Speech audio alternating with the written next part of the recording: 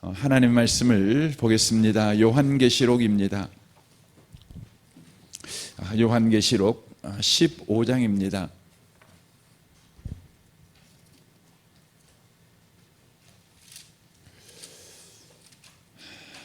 (15장입니다) 5절 말씀부터 8절까지 말씀을 보겠습니다. 요한계시록 15장 5절부터 8절까지의 말씀입니다. 함께 말씀을 읽겠습니다.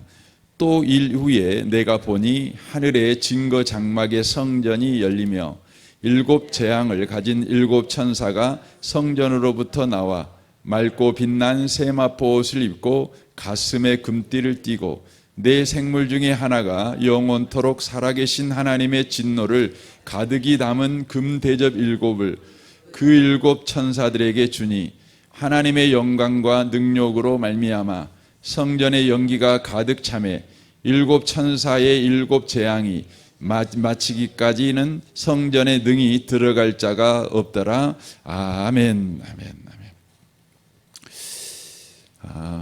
지금 우리가 15장에 들어왔습니다. 지금 15장부터는 7 대접 재앙에 관한 말씀을 구체적으로 하시기 전에 이제 서론 부분을 지금 15장에서 다루고 있습니다. 그리고 16장에서 이제 대접 재앙이 본격적으로 나오고 있는 것을 보게 되어집니다.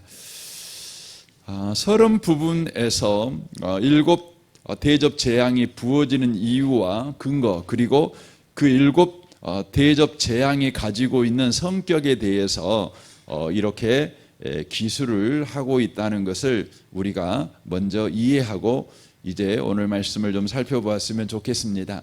이제 5절을 좀 먼저 봤으면 좋겠습니다. 또 이 일 후에 내가 보니 하늘의 증거 장막의 성전이 열리며 라고 말씀합니다. 여기에서 또 이 일 후에 라는 것과 내가 보니 라는 구절은 그 요한계시록에서 장면이 바뀔 때 등장하는 구절입니다.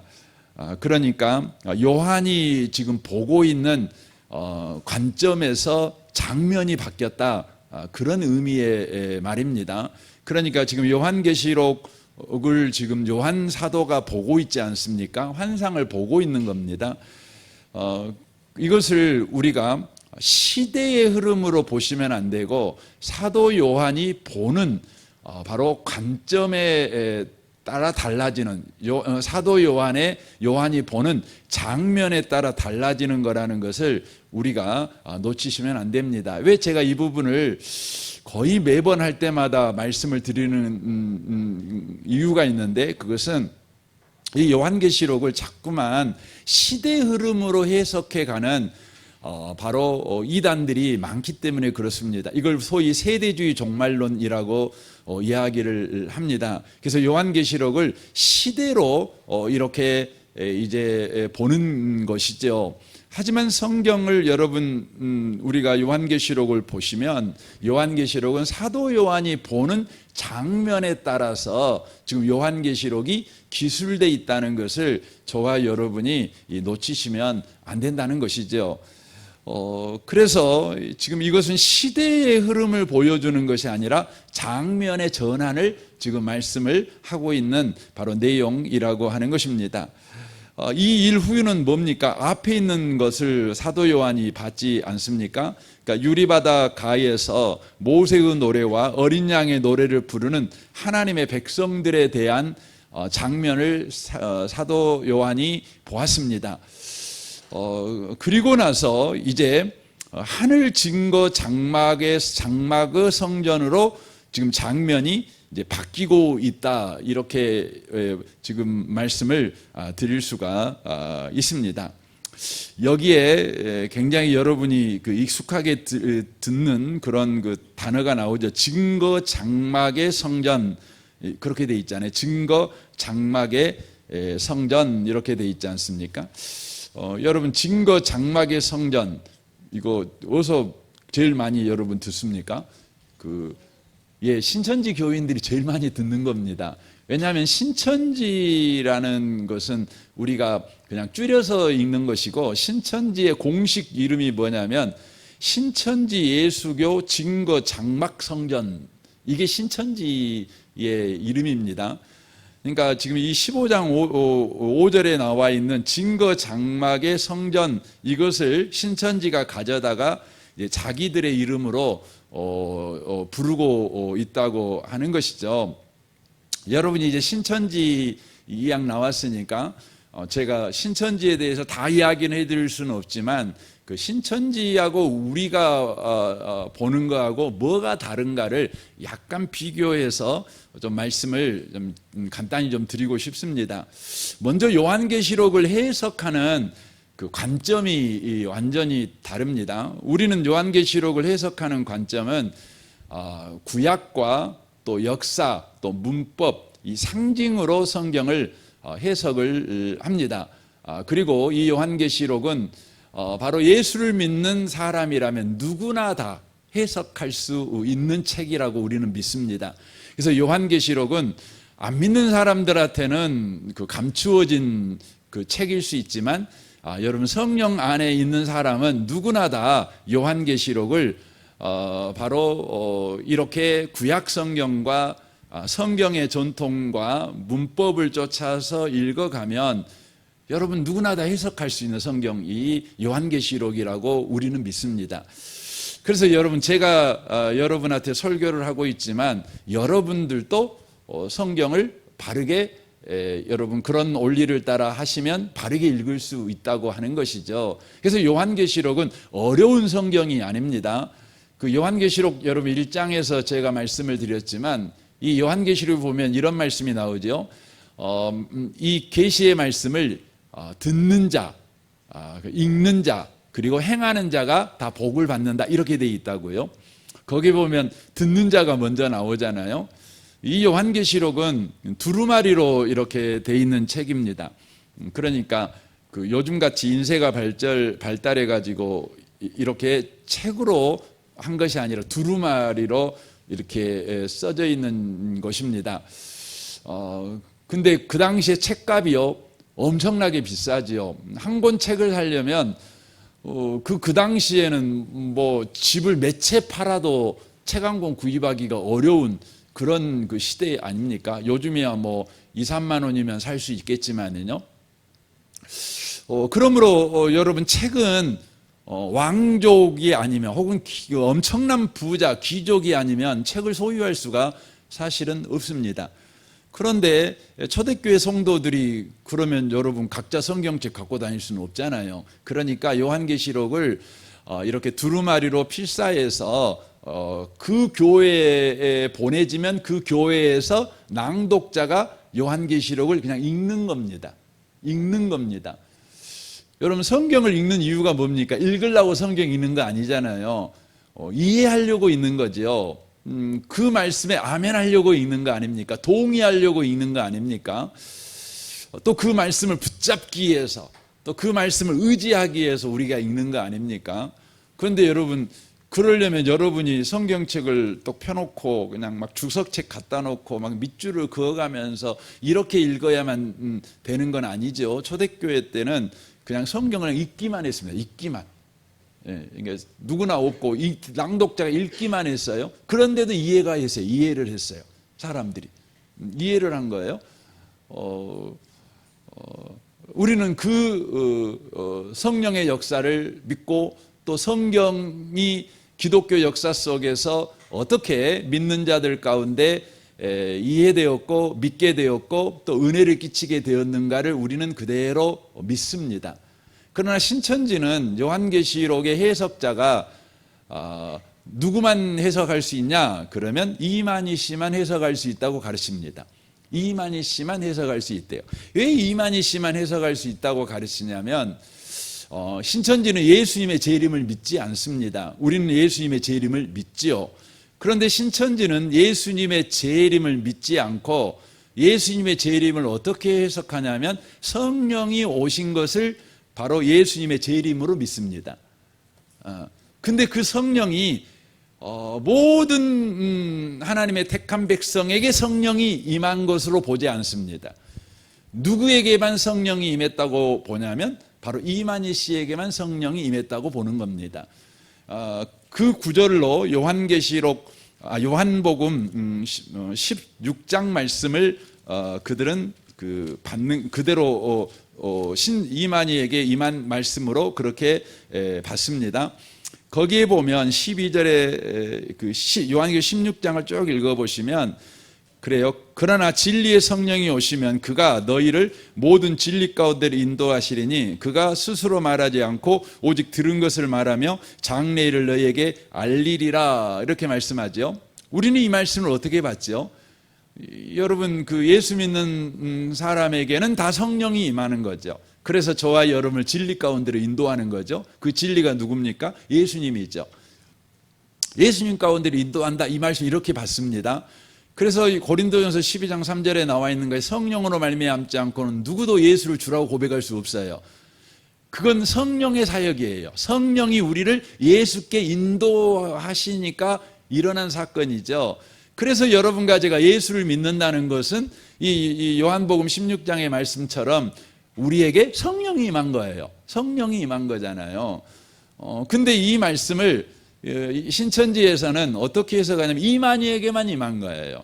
그래갖고 이만희만 뭐 할 수 있어요? 진리 가운데로 사람을 인도할 수 있다고 가르쳐요. 그래서 요한계시록은 누구만 가르칠 수 있냐? 이만희 씨만 가르칠 수 있다고 가르쳐요.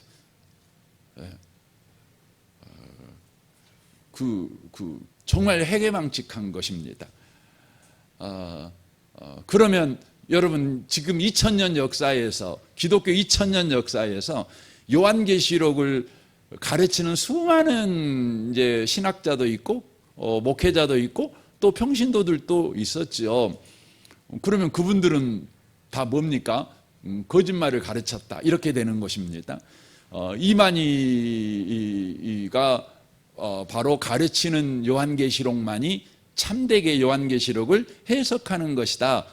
왜냐하면 예수님께서 재림하신 것을 성령이 재림한 걸로 그들은 해석해서 바로 이만희에게만 그 성령이 임하였기 때문에 그래서 그 이만희를 뭐라고 부르냐면 보혜사라고 부르는 거예요. 이만희를 보혜사. 또 더 나아가면 재림예수가 되는 거예요. 왜냐하면 예수님은 재림하지 않아요. 성령이 이만희에게 임했으니까 이제 이만희가 재림예수가 되는 것이에요. 내가 같은 이씨여서 봐주려고 해도 도무지 봐줄 수가 없어요. 그런 거죠. 그리고 이만희 이 신천지에서 가르치는 종말, 이 말세라는 의미가 어떻게 되냐면 우리 기독교, 우리 성경에서는 역사의 종말을 이 종말로 우리가 보는 것입니다. 그러니까 예수님의 재림으로 인한 최종 심판과 최종 구원 이것을 종말로 보는 것이죠. 그래서 안 믿는 사람들에게는 종말의 사건은 바로 비명을 지를 사건이죠. 절망할 사건이죠. 하지만 믿는 자에게는 그날이 최고로 기쁜 날이죠. 그래서 우리는 종말을 기다리는 거예요. 종말을 기다리는 것입니다. 말세를 우리는 기다리는 것입니다. 안 믿는 자에게 말세는 영원히 구원의 기회가 바로 상실되어지는 바로 때이지만 믿는 자에게는 완전한 구원이 이루어지는 바로 날이기 때문에 그런 것입니다. 그러나 신천지에서는 종말을 뭘로 보냐면 기성교회의 종말을 말세의 종말로 보는 것입니다. 그러니까 저와 여러분이 속해 있는 교회가 기성교회 아닙니까? 그러니까 기성교회가 다 망하는 거예요. 문 다 닫는 거죠. 그래서 기성교회를 통해 예수 믿는 사람은 한 사람도 없어야 돼요. 그러면 바로 종말이 됐다. 그리고 이 세상은 신천지의 조직이 완성됐다. 이렇게 보여요. 신천지의 조직. 이게 조직이 뭐냐면 이제 요한계시록에 보면 12지파가 나오고 14만 4천이 나오잖아요. 그러니까 신천지에서는 12지파가 완성되고 14만 4천의 수가 다 차게 되어진다. 신천지 교인을 이야기합니다. 신천지 교인이 그렇게 되면 그리고 교회가 이제 완전히 교회를 통해 예수 믿는 사람은 한 사람도 없고 교회는 다 문 닫고 이게 바로 역사의 종말로 본다. 이렇게 그 말씀을 드릴 수가 있는 것이죠. 또한 대환란을 어떻게 봅니까? 이거 뭐 7년 대환란 뭐 그런 것도 있고 아무튼 7 대접 재앙 인재앙 나팔 재앙 이런 것들이 있지 않습니까? 근데 이런 것들을 이제 우리는 어떻게 보냐면 상징적으로 보지요. 그래서 교회와 세상에서 우리 하나님께서 바로 심판하시고 구원하시는 일을 하시기 위해서 사용하시는 것으로 그렇게 보는 것이죠. 그러나 신천지에서 대환란은 뭘로 보냐면 기성교회가 바로 고통을 받는가, 이걸 대환란으로 봅니다. 그러니까 신천지는요 세상에 대해서는 관심이 없어요. 오직 그 기성교회, 우리 같은 사람, 우리 같이 예수 믿는 사람한테만 관심을 가져요. 그래서 예수 믿는 사람들이 핍박을 받고 예수 믿는 사람들이 망해하면 종말이 오고 구원이 완성되어지고 그것이 또 대환란이고 이렇게 보는 것입니다. 그래서 참 참 어떤 의미로 보면 신천지는 어쨌든 이 마귀가 망하는 것을 소망하지 않아요. 신천지는 기성교회가 망하는 것을 이제 기대하는 것입니다. 그래야 이제 신천지가 원하는 바로 종말이 완성되기 때문에 그런다고 하는 것이죠. 천년왕국도 마찬가지예요. 천년왕국은 우리는 예수님의 철임과 예수님의 재림 사이의 전 기간을 바로 천년왕국으로 봅니다. 예수님의 통치, 지금 저와 여러분 예수님의 통치를 받고 있잖아요. 그러니까 지금을 우리는 천년왕국으로 봅니다. 하지만 신천지는요, 천년왕국이 뭐냐 그러면 신천지가 완성되는 것. 그러니까 신천지 교리에서는 12지파 14만 4천 신천지 숫자가 채워지고 기성교회는 망하면, 그래서 신천지가 올로지 이제 이 세상의 유일한 교회가 되었을 때를 바로 신천년왕국 이렇게 바로 보는 것이죠. 또한 14만 4천은 우리는 모든 믿는 사람, 신구약의 모든 믿는 사람, 그것을 상징수로 봐서 허다한 수, 능히 셀 수 없는 숫자 이렇게 봅니다. 그러나 신천지에서는 14만 숫자를 실제 14만 4천 명만 바로 구원받는다. 이 사람이 신천지 교인들이다. 이렇게 보는 것이죠. 구원의 조건이 뭐냐면 신천지는, 우리는 구원의 조건이 뭡니까? 구원의 조건은 예수예요. 예수 믿는 거죠. 이게 구원의 조건입니다. 하지만 신천지에서 구원의 조건은 뭐냐면 바로 신천지 교리 교육을 수료하면 그 구원의 조건이 됩니다.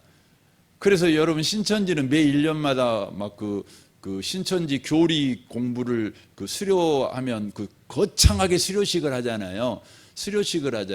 근데 그 수료식이 그냥 교육을 마친 수료식의 의미가 아니라 이제 신천지인이 되었다, 천국 백성이 되었다, 이제 이걸 상징하는 그 의미가 담겨져 있다고 하는 것이죠. 그러니까 얼마나 여러분 그날을 이 신천지 교리를 믿는 사람은 열망하며 또 고대하고 그렇게 하지 않겠습니까? 또 최종 심판도 마찬가지예요. 여러분 최종 심판은 여러분 믿지 않는 사람은 지옥 가는 거죠. 믿는 사람은 영원히 하나님과 함께하는 삶을 살아가는 거 아니겠습니까? 근데 신천지에서 최후 심판은 뭐냐면 신천지에 속하지 않는 사람들은 죽는 겁니다. 망하는 겁니다. 그런데 신천지에 속한 사람은 뭐냐면 이 땅에서 죽지 않고 영원히 사는 겁니다. 영원히 사는 겁니다. 우리는 어떻게 영원히 살죠? 우리는 죽어서 예수님이 재림하셔서 바로 우리가 신령한 몸으로 부활해서 이미 하나님 품에 있는 영혼과 다시 영육이 완전한 인간이 되어서 하나님 안에서 영생한다고 믿어요. 하지만 신천지에서 말하는 영생은 뭐냐면 지금 안 죽고 영원히 사는 거예요. 그래서 그들은 이만희가 안 죽을 거라고 믿습니다. 안 죽을 거라고. 그리고 신천지에 속한 성도들은 안 죽을 거라고 믿습니다. 예. 그게 그들에게 있어서 영생이에요. 안 죽는다고 믿어요. 여러분이 뭐 사람 죽는 걸 기다리고 그럴 필요는 없지만 한번 언젠가 소식이 들릴 겁니다. 그래서 여러분 하나님 저에게 은혜 주셔서 이만희가 죽는 거 소식 듣고 천국 저 가고 싶습니다. 뭐 그런 기도를 해도 어쩔까 생각도 듭니다. 지금 이만희 씨가 90 몇 살이시죠? 근데 정말 그걸 믿어요. 근데 그분 몸이 막 이곳저곳 고장 나갖고 저기 어딥니까? 금호지구에 있는 그 정형외과 가서 몰래 수술 받고 막 이랬잖아요. 어떻게 영생하려는가 모르겠습니다. 예. 오늘 이렇게 증거장막이라는 이야기가 나와요. 이제 조금 있다가 성경에서 말하는 증거장막이 어떤 의미인지를 말씀을 드리기로 하고, 신천지가 말하는 증거장막이라는 것은 뭐냐면 그러니까 신천지 본부를 증거장막이라고 이야기를 합니다. 그러니까 지금 신천지는 예수님의 재림도 없죠. 그러니까 새하늘과 새 땅은 이제 우리가 믿는 것은 지금 이 땅에 지금 우리가 보고 있는 옛 하늘과 옛 땅은 이제 없어지죠. 그리고 새하늘과 새 땅이 바로 우리에게 임하는 거죠. 이게 이제 영원한 이제 우리가 소위 말하는 천국이 되겠죠. 그러나 신천지 교인들에게 있어서 새하늘과 새 땅은 여러분 이 땅이 새하늘과 새 땅이에요. 이 땅이. 그러니까 예수님의 재림이 없으니까 이 땅에 신천지만 있는 세상이 되어 신천지가 세상을 지배하는 것, 다스리는 것, 이게 바로 천년왕국이고 그리고 그 천년왕국의 왕노릇하는 바로 신천지 교인들은 안 죽고 그냥 불사하는 거죠. 그냥 쭉 사는 거죠. 그런데 그들이 모여 있는 그 신천지 본부 과천회가 있다고 그러기도 하고 과천에다가 더 넓은 거 짓는다고 하기도 하는데 과천에 있는 신천지 본부가 바로 증거 장막 성전이다. 이렇게 그들은 주장하는 것입니다. 그러니까 신천지 본부, 신천지가 세상을 다스리는 중심이 되는 공간을 가르쳐서 증거 장막 성전이다. 이렇게 그들은 주장을 하고 있다고 하는 것입니다. 제가 여러분한테 이렇게 말을 하면서도 너무 얼척이 없고 이게 어떤 근거를 가지고 이렇게 말하는지 참 너무나 논리 비약이기 때문에 제가 말하면서도 이런 이야기를 꼭 이 시간에 해야 될까 이런 생각도 들기는 합니다. 근데 어쨌든 여러분 이 정도는 그래도 신천지 교리를 깊게 파갖고 여러분이 알 필요는 없지만 이 정도는 그래도 좀 알고 계시면 어쩔까 이런 생각이 들어집니다. 여러분 이조 감별사들은 진품만 본다는 거 아닙니까? 이조를 보지 않아요. 이조 화폐를 보지 않아요. 왜냐하면 이조 화폐가 시대마다 또 사람들마다 막 바뀌어가지고 나오니까 이조 화폐를 봐갖고는 이조를 제대로 분별할 수가 없어요. 그럼 이조를 보자마자 바로 분별할 수 있는 방식은 뭐냐면 바로 진패만 보는 겁니다. 항상 진패만 보는 겁니다. 진패를 보면 그냥 이조를 보면 바로 아는 것입니다. 여러분 가지가 신천지를 이기는 가장 좋은 방식은 뭐냐면 저와 여러분이 진리의 말씀에 굳게 서 있는 겁니다. 진리의 말씀을 배우고 확실한 일에 거하는 것입니다. 그러면 여러분 신천지가 와서 여러분한테 말할 때요, 그 말이 다 뭔 말인지 모르겠지만 이상하다는 걸 그냥 느끼는 겁니다. 바로 느낍니다. 정확하게 뭐가 이상한지는 모를 수 있지만 압니다. 이건 우리가 상대할 것이 아니고 들을 필요도 없는 것이구나, 이렇게 저와 여러분이 알 수 있다고 하는 것입니다. 그러므로 여러분이 그 진리의 말씀에 늘 굳게 서 있는 저와 여러분이 꼭 되셨으면 좋겠다, 이런 생각이 들어집니다. 특별히 이번에 우리가 이렇게 수련회를 하면서 성경을 통으로 읽어보려고 하는 것은 굉장히 그 부분이 바로 중요하기 때문에 한번 해봐야 되겠다, 이런 생각을 좀 하게 되었습니다. 그래서 이번에 우리가 이번 수련회를 통해서 또 받은 은혜들이 있을 것이면 또 그것들을 또 잘 또 내년도에 계승해서 또 발전시켜서 그렇게 한번 해보면 어쩔까, 이런 생각도 계속해서 듭니다. 자, 그렇다면 이제 성경이 말하고 있는 그 증거 장막의 성전이 무엇인지 좀 살펴보았으면 좋겠습니다. 증거 장막이라는 그 단어가 가장 먼저 나오는 성경은 구약 민수기입니다. 17장 7절입니다. 민수기 17장 7절, 제가 여러분이 찾아보셔야 될 것 같습니다. 민수기 17장 그 7절 말씀입니다.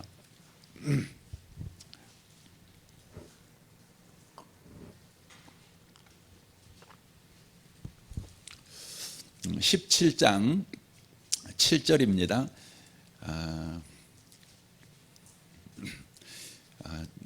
우리 함께 읽겠습니다. 모세가 그 지팡이들을 증거의 장막 안에 여호와 앞에 두었더라.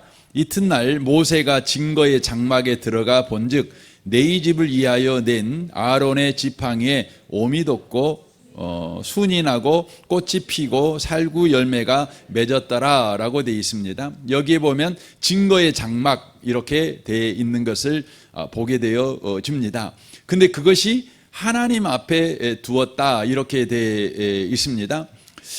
이것을 더 자세하게 말하고 있는 것이 출애굽기 25장 16절부터 말씀인데 그냥 제가 읽어드릴게요. 한번 들어보십시오. 내가 내게 줄 증거판을 궤 속에 둘지며 21절 속죄소를 궤 앞에 얹고 내가 내게 줄 증거판을 궤 속에 넣으라. 거기서 내가 너와 만나고 속죄소 이 곧 증거 궤 위에 있는 두 그룹 사이에서 내가 이스라엘 자손을 위하여 내게 명한 모든 일을 내게 이르리라 라고 되어 있습니다.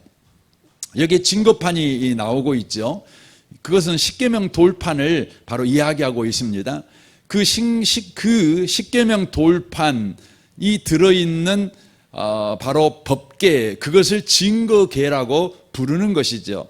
그리고 그 증거궤가 들어있는 성막을 가르쳐 증거장막이라고 바로 성경은 불렀다, 이것을 바로 이야기를 하고 있습니다. 그러니까 여러분 이것을 우리가 법궤라고 이야기도 하고 언약궤라고 이야기도 하고 증거궤라고도 이야기를 하는 것이지 않습니까? 거기 안에는 세 가지 물품이 들어가 있죠. 하나는 아론의 쌍난 지팡이가 있고, 또 하나는 십계명이 새겨진 두 돌판이 있고, 또 만나를 담았던 그릇이 바로 그곳에 있는 것이죠.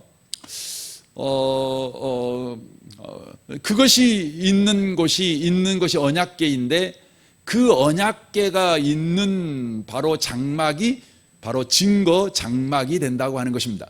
그래서 증거 장막은 더 정확하게 말하면 바로 지성소가 증거 장막이 바로 된다, 이렇게 말씀을 바로 드릴 수가 있는 것이죠. 그러므로 증거 장막이라고 하는 것은 하나님이 임재해 계시는 바로 장소를 상징하고 있는 것을 우리가 보게 되어집니다.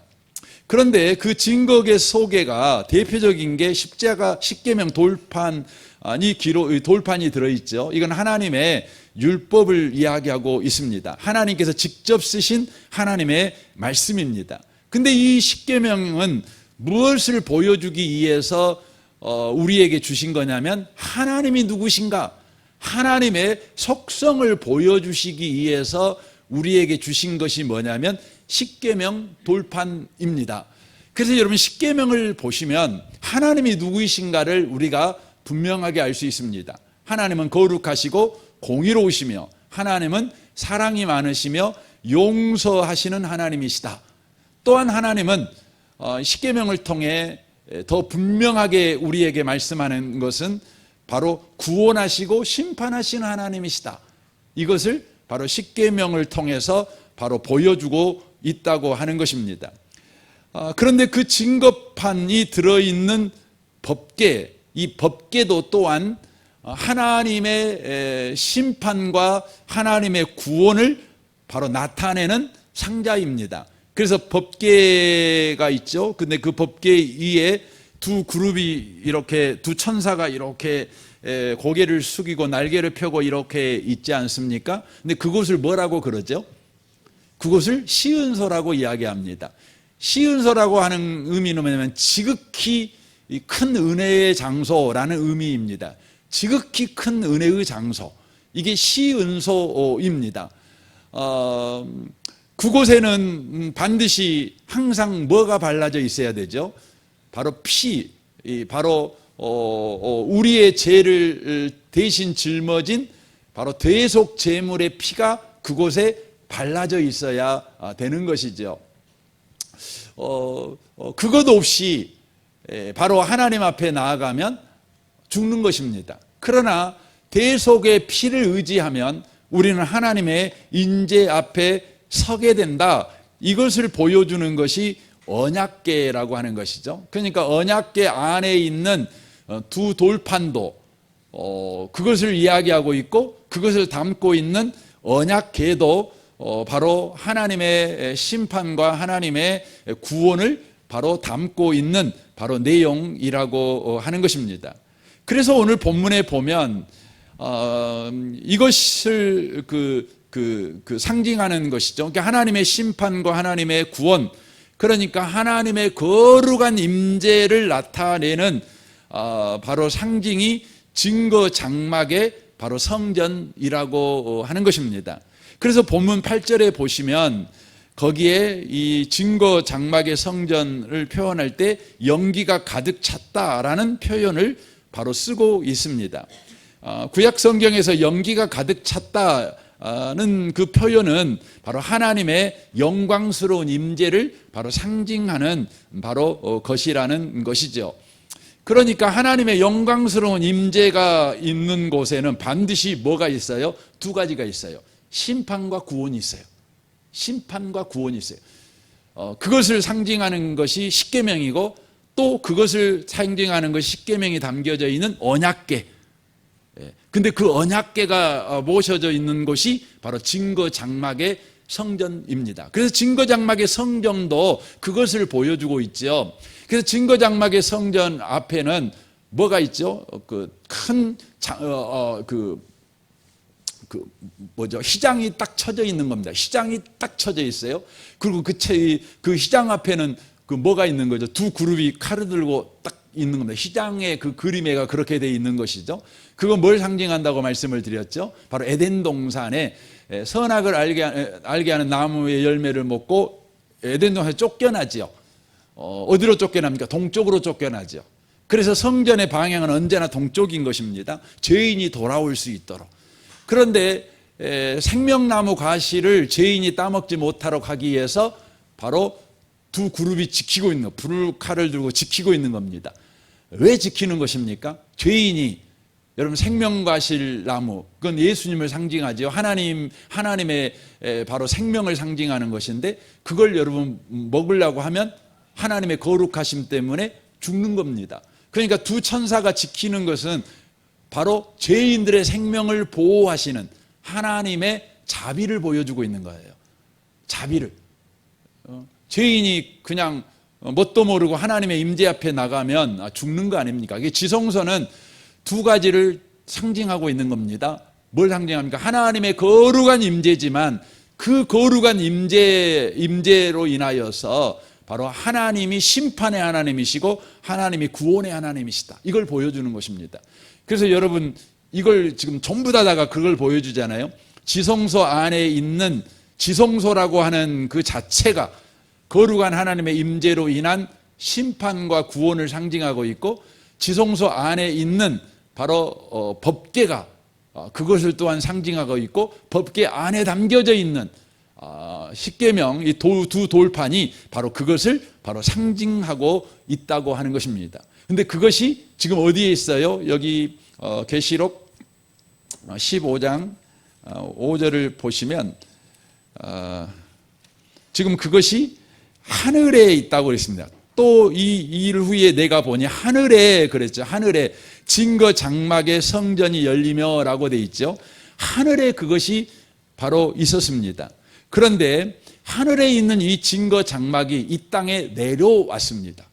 그래갖고 하나님의 영광을 그대로 보여주며 바로 그분이 심판과 구원을 바로 보여주시는 것으로 이 지상에 바로 증거 장막이 내려왔어요. 그분이 누굴까요? 그분이 바로 예수님이십니다. 예수님이셔요. 그래서 요한복음 2장 여러분 19절을 한번 보겠습니다. 여러분 성경을 한번 보시겠습니까? 요한복음 2장 19절입니다. 2장 19절부터 21절까지 좀 봤으면 좋겠습니다. 요한계시록 2장 19절에서 21절까지입니다. 한번 읽겠습니다. 예수께서 대답하여 이르시되 가라사대 너희가 이 성전을 헐라 내가 사흘 동안에 일으키리라. 유대인들이 가로되 이 성전은 46년 동안에 지었거늘 내가 3일 동안에 일으키겠느냐 하더라.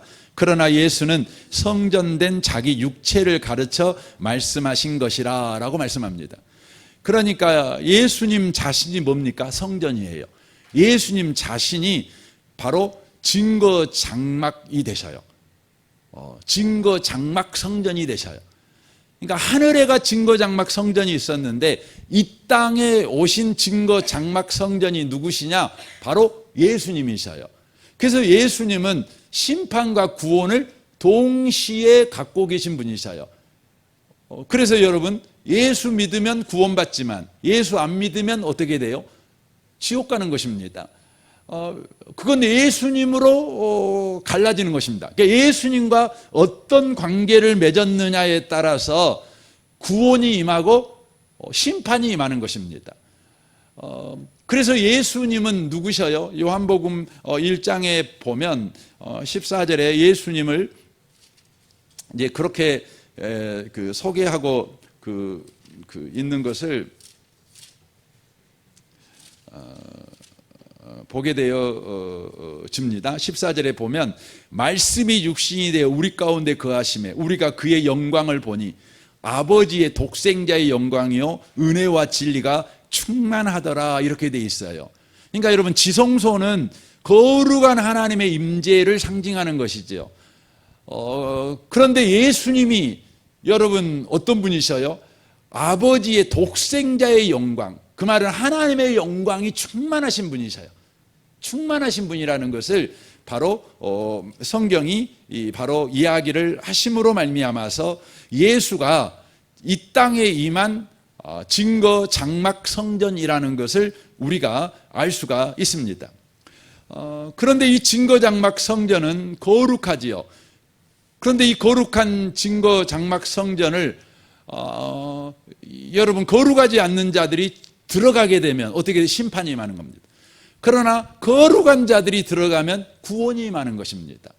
그래서 민수기 1장에 보면 이 장막을 여러분 지을 수 있는 사람은 누구고 운반할 수 있는 사람은 누구냐 딱 정해져 있어요. 누구죠? 레위인들만 할 수 있어요.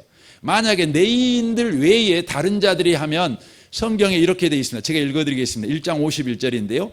장막을 운반할 때에는 레위인이 그것을 걷고 장막을 세울 때에는 레위인이 그것을 세울 것이요 외인이 가까이 오면 죽일지며 이렇게 되어 있어요. 이스라엘 자손은 막을 치되 그 군대대로 각각 그 진과 귀 곁에 칠 것이니 내 이는 증거막 사면에 진을 쳐서 이스라엘 자손 회중에 진노가 임하지 않게 할 것이라. 내 이는 증거막에 대한 책임을 지킬지라 하였음이라 라고 되어 있습니다. 내 인에는 증거막을 가까이 가면 안 돼요. 만약에 이스라엘 백성이 증거장막에 가까이 가면 죽어요. 그러니까 증거장막 주변으로 레위인들이 바로 보초를 쓰고 있는 거예요. 못 가게. 이것이 이스라엘을 바로 보존하는 바로 방식이라고 하는 것입니다. 그런데 오늘 본문 성경을 여러분 보시면 놀라운 일이 일어나고 있는 것을 바로 보게 되어집니다. 5절 다시 한번 보겠습니다. 이 이후에 내가 보니 하늘의 증거장막의 성전이 열리며라고 되어 있습니다. 열렸어요. 여러분, 증거장막 안에는 뭐가 있다고? 하나님의 거룩하심으로 인하여 심판과 구원이 있는 거예요. 근데 심판과 구원이 있는 증거장막이 열렸어요. 열렸다는 것이죠. 열렸다는 것은 바로 무엇을 이야기하고 있는 것입니까? 바로 심판과 구원이 이제 일어난다는 걸 말하고 있는 것입니다. 열렸다는 것. 닫혔다면 그대로 있겠지요. 하지만 열렸어요. 열림으로 인하여 바로 구원과 심판이 지금부터 시작되는 것입니다. 그러니까 이제 지금 우리는 지금 7 대접 심판에 대한 서론 부분을 지금 다루고 있는 거죠. 그래서 7 대접 심판이 이제 시작되는데, 그것을 지금 이야기할 때 증거 장막 성전이 열렸다, 이걸 이야기를 지금 하고 있다고 하는 것이죠. 참으로 놀랍잖아요. 그러니까 하나님의 구원과 하나님의 심판이 바로 시작된 거예요. 시작된 것입니다. 근데 더 놀랄 일이 있어요. 언제 그 심판이 시작되었을까요? 언제 그 구원과 심판이 시작되었을까요? 이제 우리는 겁이 나잖아요. 이제 장막이 열렸어요. 이제 심판이 시작되는 거죠. 7 대접 재앙이 시작되는 것이죠. 그런데 우리가 그 시기를 우리가 잘 모르잖아요. 그런데 성경은 우리에게 또 하나의 기가 막힌 사실을 이야기를 합니다. 고린도전서 3장 16절입니다. 제가 읽어드릴게요. 너희가 하나님의 성전인 것과 하나님의 성령이 너희 안에 거하시는 것을 알지 못하느뇨. 누구든지 하나님의 성전을 더럽히면 하나님이 그 사람을 멸하시리라. 하나님의 성전은 거룩하니 너희도 그러하니라 라고 말씀합니다. 여기에 보면 또 하나의 성전이 등장합니다. 그러니까 또 하나의 증거 장막 성전이 등장하고 있다는 거죠. 그게 누구예요? 예수를 믿는 저와 여러분이라는 겁니다. 예수를 믿는 저와 여러분이 증거 장막 성전이라는 거예요. 다시 한번 정리해 드릴까요? 하늘에 증거 장막 성전이 있었죠. 그리고 이 땅에 임한 증거 장막 성전이 있었죠. 그 누구였습니까? 예수님이었어요. 그런데 성경은 또 뭘 증언하냐면 증거장막 성전이 바로 너다라고 이야기한다. 예수를 믿는 네가 증거장막 성전이야, 이렇게 지금 이야기를 하고 있는 겁니다. 어떻게 된 것입니까? 여러분, 예수를 믿는다는 건 뭐죠? 바로 예수가 내 안에 들어오신 거예요. 예수님이 누구시라고요? 증거장막 성전이십니다. 증거장막 성전이신 주님이 내 안에 들어오시니 바로 우리가 증거장막 성전이 된 것입니다. 그런데 증거장막 성전이 오늘 15장 5절에 보니까 열렸어요. 그건 곧 무엇을 바로 이야기하고 있는 것입니까? 바로 예수님께서 마태복음 16장에서 이런 말씀을 하십니다. 마태복음 16장, 여러분 다 아시는 성경이지만 이건 좀 펴서 보시는 게 좋겠습니다. 16장입니다. 16절, 15절부터 보겠습니다. 마태복음 16장 15절부터 보겠습니다. 이르되 너희는 나를 누구라 하느냐? 시몬 베드로가 대답하여 이르되, 같이 읽겠습니다. 주는 그리스도시요 살아계신 하나님의 아들이시니이다. 예수께서 대답하여 이르시되, 바요나 시몬아, 네가 복이 있도다. 이를 네게 알게 한 일은 혈육이 아니요 하늘에 계신 내 아버지시니라. 또 내가 네게 이르노니 너는 베드로라. 이 반석 위에 내 교회를 세우리니 음부의 권세가 이기지 못하리라.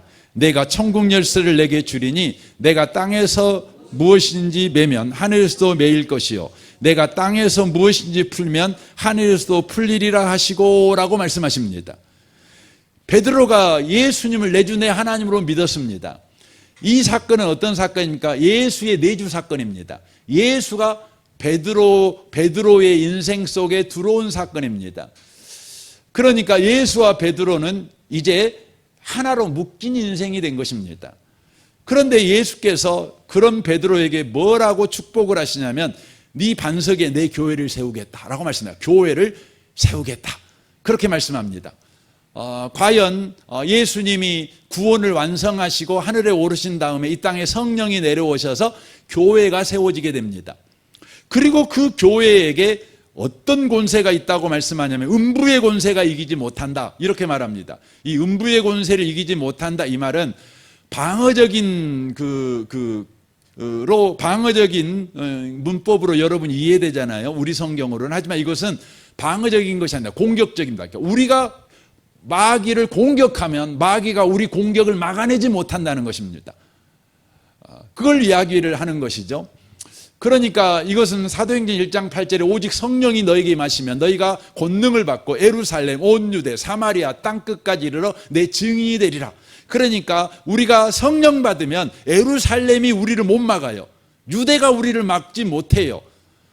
예루살렘에 있는 악한 자들이 그리고 불신자들을 묶고 있는 이 더러운 이 적그리스도의 영이 우리가 복음을 들고 나아갈 때 막지를 못하는 겁니다. 예루살렘에서도 막지를 못하고 사마리아에서도 막지를 못해요.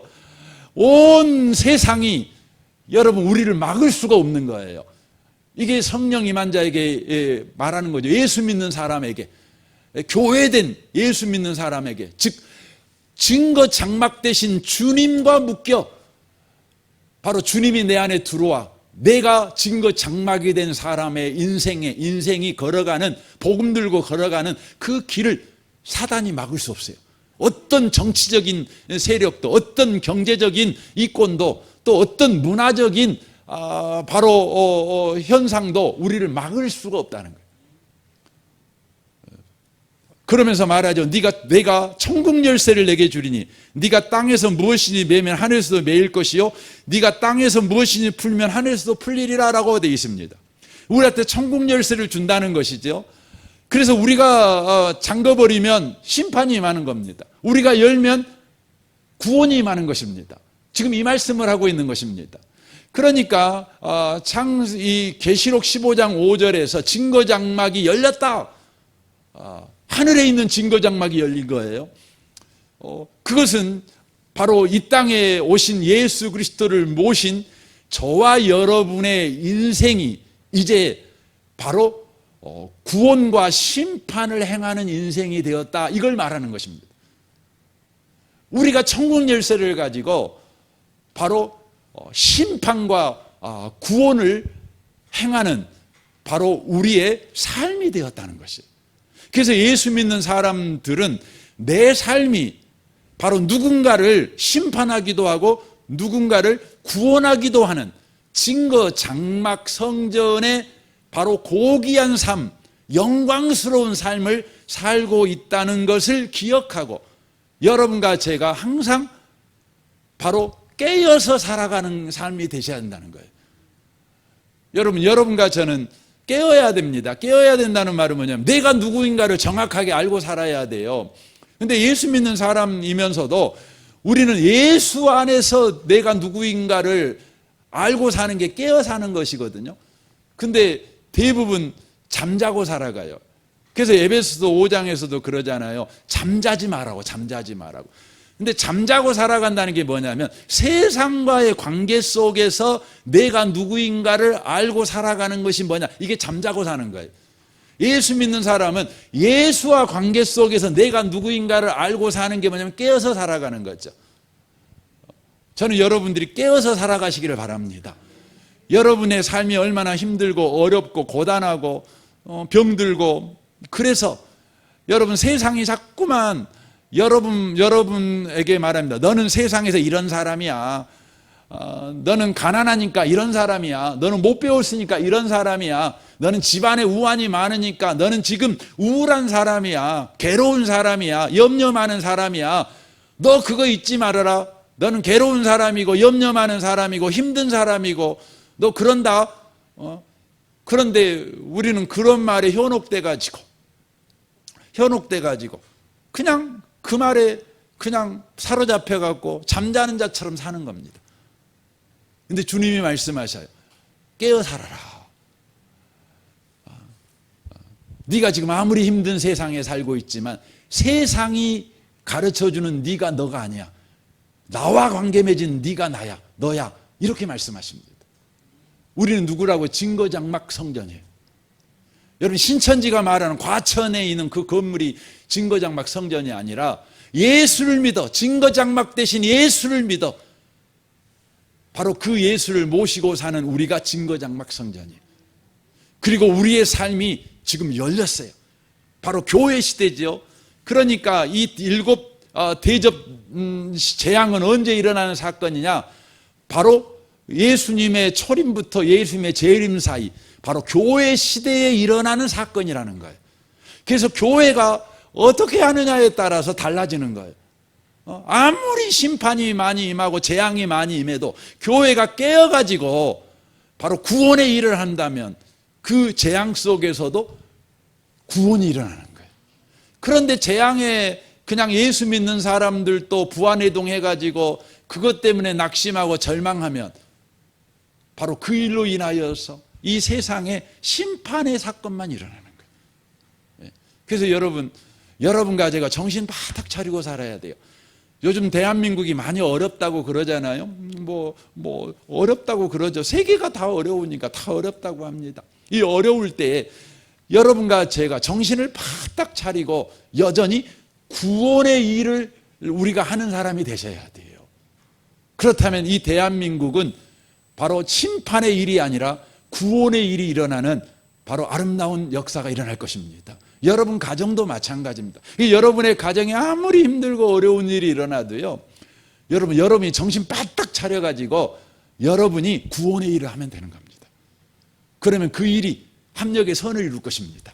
그 일이 도리어 요셉이 이 노예로 끌려가고 감옥에 잡혀갔지만 그 일이 깨어있으니 뭐가 됐죠? 총리가 되는, 다른 사람을 굶어 죽는 상황에서 다 살려내는 바로 일을 하는 사람이 되었지 않습니까? 그렇다는 것입니다. 사랑하는 성도 여러분, 여러분이 얼마나 고급한 존재인지를 꼭 기억하셨으면 좋겠어요. 옆에 계신 분한테 말씀해 주시면 좋겠어요. 당신은 고급한 사람입니다 라고 말씀해 주시면 좋겠어요. 예. 그래서 옆에 계신 분한테 고급스럽게 사십시오 라고 말씀해 주시면 좋겠어요. 예. 여러분, 예수 믿는 사람이요, 저질인지 알고 저질스럽게 살면 안 돼요. 우리는 고급스럽게 사셔야 돼요. 고급스럽게. 왜냐하면 우리는, 여러분, 증거장막 성전이라니까요. 근데 우리 인생이 열렸어요. 지금 하나님이 열어놨어요. 우리 인생을 열어놨어요. 그래서 예수 믿는 사람을 보고요, 어떤 사람은 구원받고 어떤 사람은 심판받는다니까요. 제가 그 방송 보다가 그 누구지? 선우용녀? 예, 탤런트로 아시죠? 예, 선우용녀 씨라는 분이 계시잖아요. 근데 그분 주변에 있는 사람들은 그 젊으신 분들인데 예수 믿는 사람들이 되게 많아요. 예수 믿는 사람이 많았고, 그날 인터뷰할 때도 보니까 세 사람이 인터뷰하는데 그분 혼자만 불교 신자예요. 자기는 독실한 불교 신자래요. 자기는 죽어도 불교 신자래요. 예. 근데 본인이 불교 신자가 된 이야기를 하시더라고요.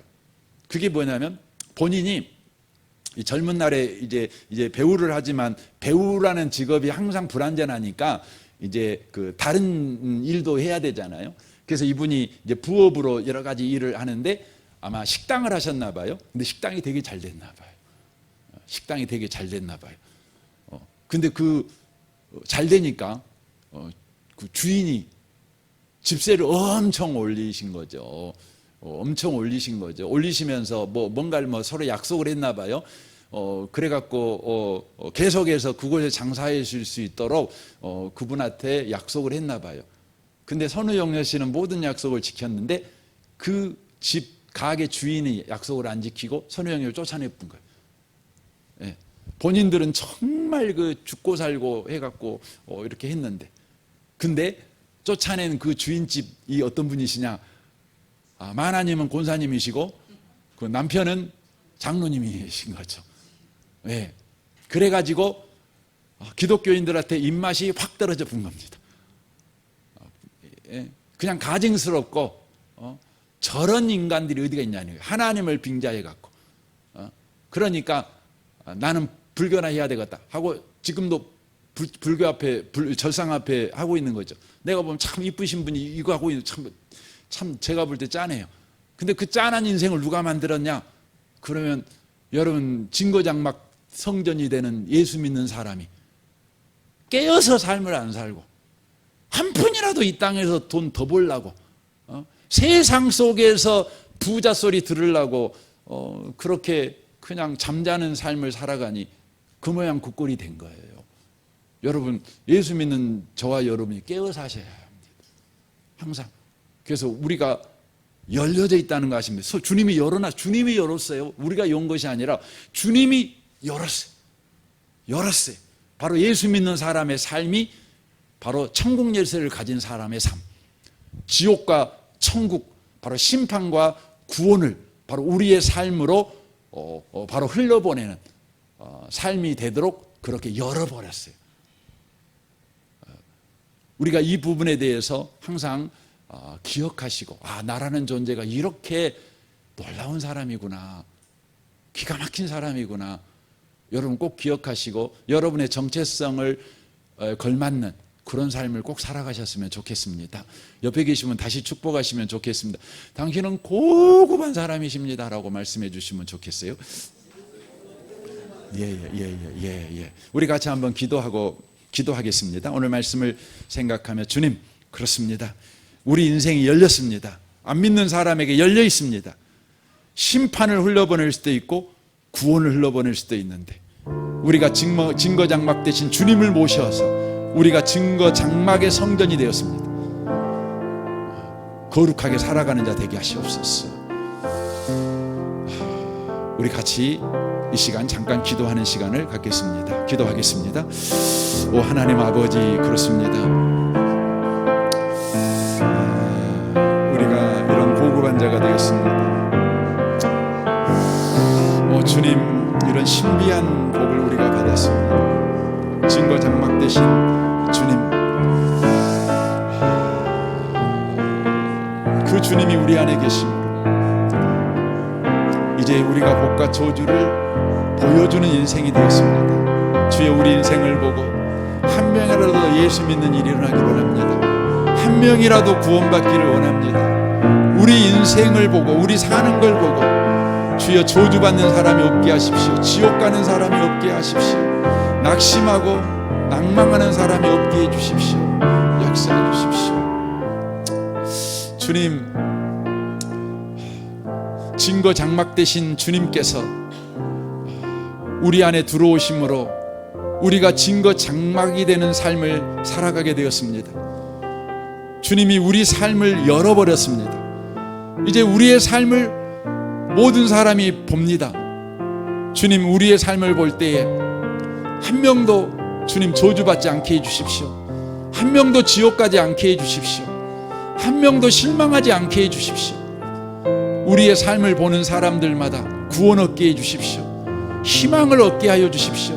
믿음이 생겨지는 일이 일어나게 해주십시오. 이를 위해서 주여, 우리가 잠자는 자같이 살지 않게 해주십시오. 깨어 살아가는 자가 되게 해주십시오. 예수 안에서 우리가 어떤 정체성을 가졌는지, 어떤 신분을 가졌는지, 어떤 책임과 어떤 복을 받은 자인지를 우리가 알고 늘 깨어서 살아가는 우리가 되게 우리를 축복해 주십시오. 우리는 저급한 자들이 아닙니다. 저급하게 살지 않게 도와주시고 고급한 자이오니 고급스럽게 살아가는 자 되도록 주여 우리를 축복하여 주옵소서. 주님을 경배합니다. 예수님의 이름으로 기도합니다. 아멘.